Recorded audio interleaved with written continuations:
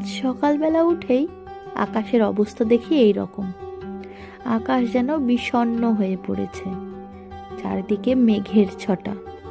কখন যে বৃষ্টি নেমে পড়বে বলাই যায় না।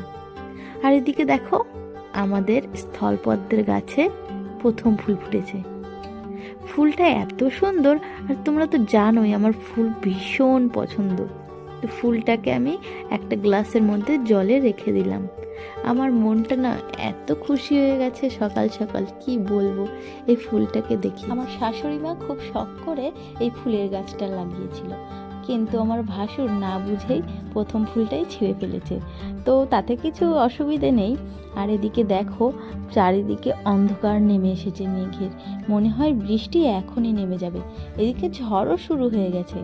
আমার কিন্তু বৃষ্টি হলে বেশ ভালোই লাগে, আর এই গরমে বৃষ্টি সে তো একদমই মনোরম।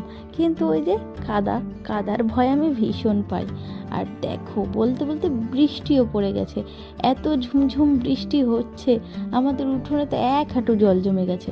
জানো, এর আগের বছর আমরা আমাদের উঠোন থেকে অনেকগুলো মাছ মেরেছিলাম। আর মাম্মামকে নিয়ে আমি এখন ঘরে বসে আছি, কারণ বাইরে এত বিদ্যুতের ঝলকানি। ফুলটা দেখো, এদিকে সাদা থেকে একদম আমার জামার কালারের হয়ে গেছে। কি আশ্চর্যের বিষয়, তাই না? সকালে ছিল সাদা, আর দুপুর হতে হতেই হয়ে গেল গোলাপি। আমি না এটা জানতামই না, আমার অজানা ছিল। আর এটা দেখে আমি আরও খুশি হয়েছি। তো তোমাদের ভিডিওটি কেমন লাগলো অবশ্যই কমেন্ট জানিও কিন্তু।